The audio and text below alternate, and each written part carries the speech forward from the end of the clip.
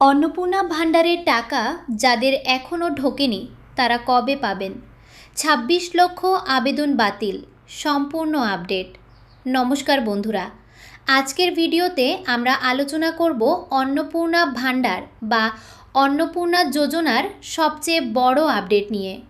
অনেকেই প্রশ্ন করছেন, যাদের অ্যাকাউন্টে ১ জুলাই ২০২৬-এ ৩,০০০ টাকা জমা পড়েনি তারা কবে টাকা পাবেন? আর ২৬ লক্ষ উপভোক্তার কি হলো? চলুন বিস্তারিত জেনে নেওয়া যাক।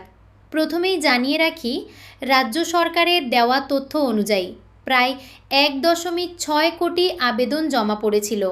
যাচাই বাছাইয়ের পর প্রায় ১.৩ কোটি আবেদন অনুমোদিত হয়েছে এবং প্রথম দফায় প্রায় ১.১ কোটিরও বেশি মহিলার ব্যাংক অ্যাকাউন্টে ৩,০০০ টাকা পাঠানো হয়েছে।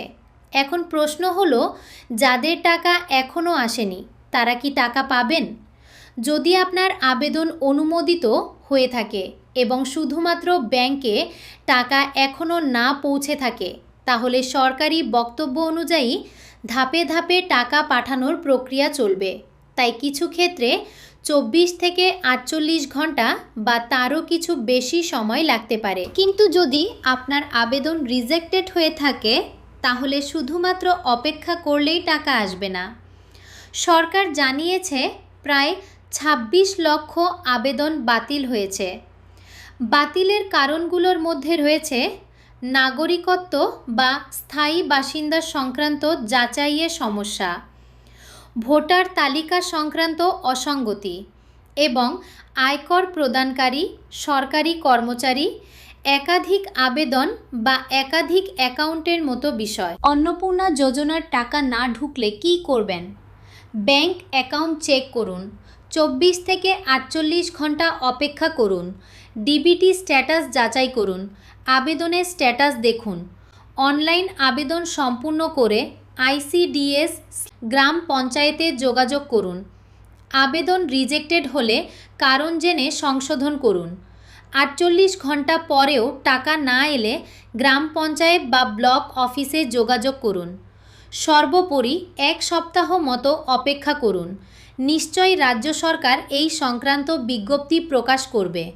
তখন সেই নির্দেশিকা অনুযায়ী যা যা করার তাই করবেন। গুজব থেকে সাবধান। বর্তমানে সোশ্যাল মিডিয়ায় নানা ধরনের খবর ঘুরছে। সবাইয়ের টাকা বাতিল, আবার নতুন করে আবেদন করতে হবে, আজ রাতেই সবাই টাকা পাবেন।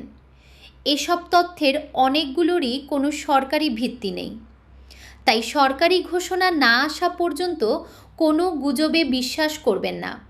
শেষ কথা, যদি আপনার আবেদন অনুমোদিত হয়ে থাকে তাহলে কিছুটা অপেক্ষা করুন এবং নিয়মিত ব্যাংক অ্যাকাউন্ট চেক করুন। আর যদি আবেদন বাতিল হয়ে থাকে তাহলে বাতিলের কারণ জেনে পরবর্তী সরকারি নির্দেশের জন্য অপেক্ষা করুন। আপনাদের মধ্যে কার কার অ্যাকাউন্টে টাকা এসেছে কমেন্টে লিখুন, পেয়েছি অথবা এখনও পাইনি। আপনার একটি কমেন্ট অন্য দর্শকদেরও বর্তমান পরিস্থিতি বুঝতে সাহায্য করবে। ভিডিওটি ভালো লাগলে অবশ্যই একটি লাইক করুন, বন্ধুদের সঙ্গে শেয়ার করুন এবং আমাদের চ্যানেলটি সাবস্ক্রাইব করতে ভুলবেন না। সরকারি চাকরি, নতুন প্রকল্প এবং পশ্চিমবঙ্গের সব গুরুত্বপূর্ণ আপডেট সবার আগে পেতে আমাদের সঙ্গেই থাকুন।